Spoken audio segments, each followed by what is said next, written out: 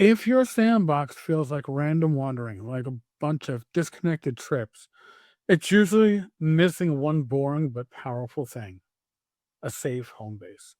Not a capital city with an atlas of lore, not a tavern that's plot books every time you order ale, a known town the players can return to. Because that's what turns We Roam into We Have a Campaign. And yeah, I'm calling it a rule because it works like one at the table. There's one place you can count on to rest, resupply, and regroup. Everything else is frontier. And here's why that fixes sandboxes and how to put it on the table without writing a novel. When I say safe towns, I don't mean nothing bad can happen. I mean the town is steady and understandable. It has rules, it has consequences, it has routines. Inside the walls, you stop dealing with constant wilderness pressure. You're not rolling random encounters every hour. You're not starving. You're not lost. You can sleep without a dagger under your pillow most nights. But safe does not mean no thieves, no scams, no factions, no trouble, no consequences from what you did in the dungeon. If players burn down a goblin shrine, the goblins don't shrug and go, "Oh, that's business." They retaliate. They raid farms. They ambush roads. They put a price on the head. The safe town isn't immunity, it's an anchor point. And a sandbox without an anchor point is like trying to run a campaign out of the trunk of your car. Technically doable, but everything feels temporary.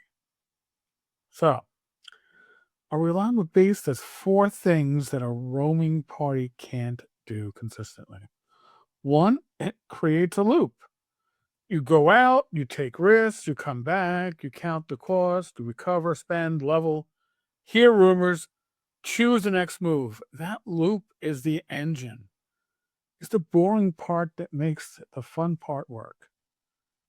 Two, it turns time into a real resource. If there's a home base, travel time matters. Downtime matters. Seasons matter. Moons matter.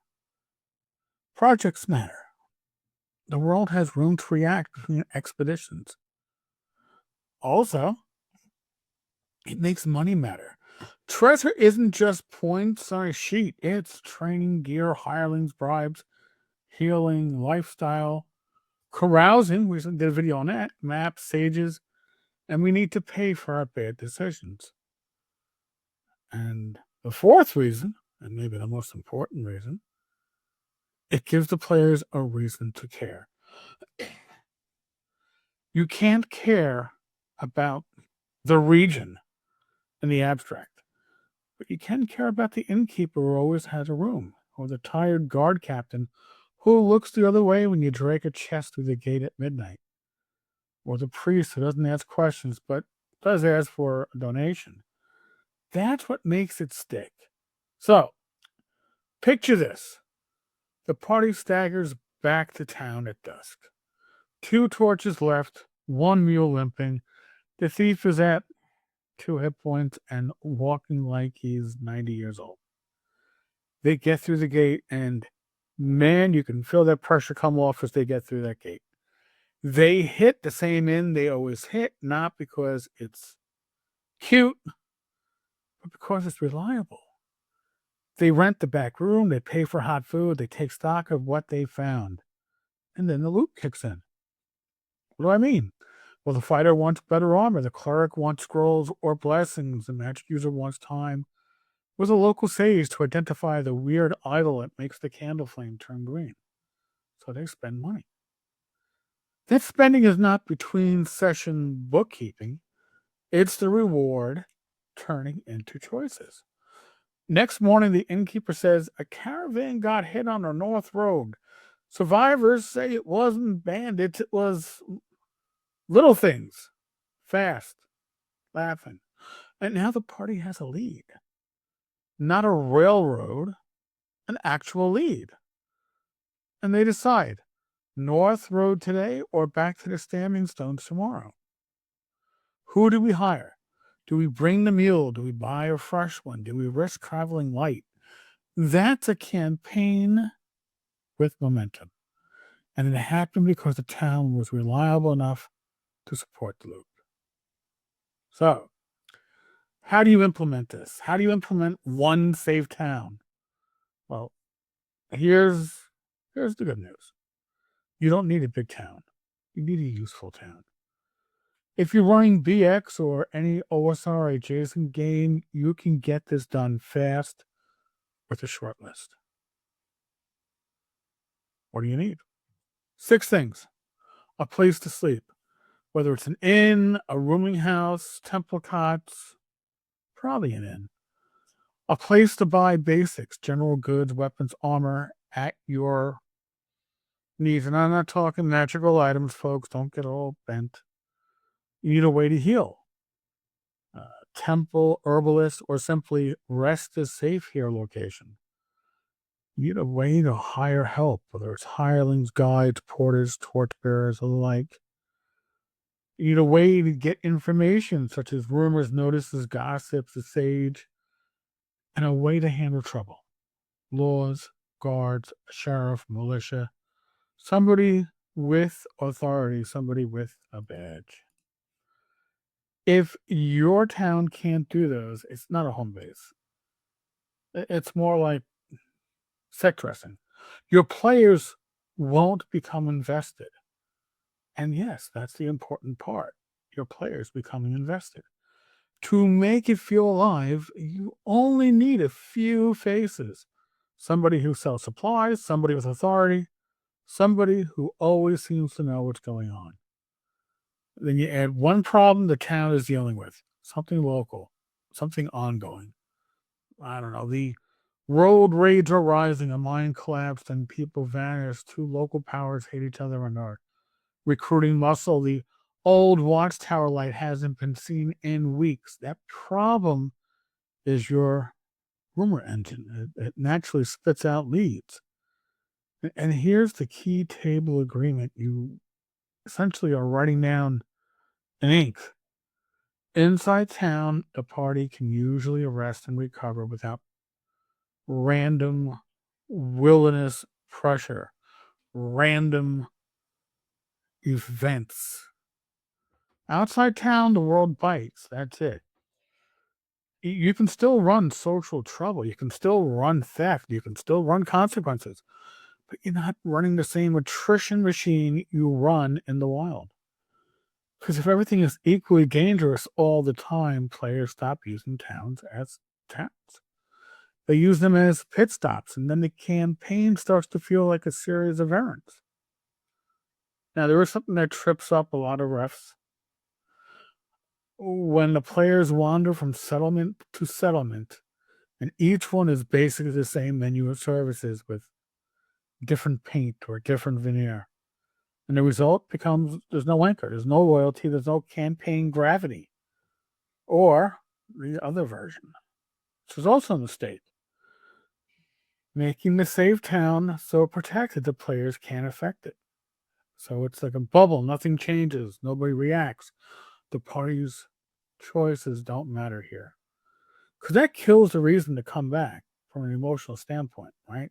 They come back to refill torches and rations, but not because it's home. So, let me give you an easy fix. Make the town reliably usable but reactive. You can rest here. You can write basics here. You can recruit here. But the town changes when the world changes and when the party changes the world. If the party clears the old ruin, the road gets safer. Prices drop. Caravans return. Heck, the inn gets busier. And if the party makes enemies, those enemies don't politely stay outside the walls forever. They lean on the town. They bribe officials. They send spies. They spread rumors. They set traps on the roads. The town becomes your scoreboard. You can see the campaign's impact right there. And that's the magic. Now, if you want to implement the one safe town before your next session, Take the town's role in one sentence. Frontier trade post at the edge of the ruins. Old fortified village with a crumbling wall. River town that lives and dies by barge traffic. And then write down the 6 services: sleep, supplies, healing, hirelings, information, law. Put a name next to each service, not a backstory, just a name and a vibe. Borga the innkeeper smiles like a tax collector. Done. You should be able to run with that.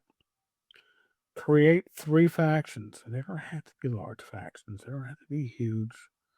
The town authority, sheriff, council, priesthood, the money, merchant guild, caravan masters, mine owners, and the shadow. Smugglers, thieves, secret cult. You don't need to detail them. You do need to know what they want. And then generate, 6 rumors. 2 true, 2 half true, 2 false. So now the players have choices. And draw the safety line. Inside the walls, steady rest. Outside, danger procedures. If you do nothing else, do that. Because once the loop exists, the campaign starts feeding you material. So, delve into another quick example. Same party, 3 sessions later, they've been using their town as a base. They know the end. They know the supply shop. They've hired the same torchbearer twice. And remarkably enough, he's still alive, which probably makes him suspicious in an OSR game, but still. They clear out a small dungeon in the hills and take a chest of coins. And they return, and the money faction notices. Now the merchant offers them a deal. Guard a wagon to the next settlement, and I'll give you a cut. The authority faction hears they fought undead and asks for help with the graveyard problem. The shadow faction hears they're flush with money and sends a friendly gambler to invite them to a backroom game. 3 hooks, all in town, all leading to potential adventures. The players decide who to work with, who to offend, who to ignore. And now your sandbox has politics without speeches, stakes without melodrama, because the town is the place where consequences collect. And even better, when a party eventually outgrows the town, it becomes a campaign milestone. They don't just level up, they outgrow the town. And that's a good problem to have. That's not you doing more prep, that's the payoff showing up. So if your sandbox feels floaty like nothing sticks, try this. Give the players 1 safe town. Make it reliably usable. Make it reactive. Use it as a loop that turns expeditions into a campaign. You'll get momentum, choices will matter, and a world that feels like it's moving without you having to write a plot. If you found this useful, subscribe for more old school tools that you can drop into your game right away. Thank you. And as always, God bless.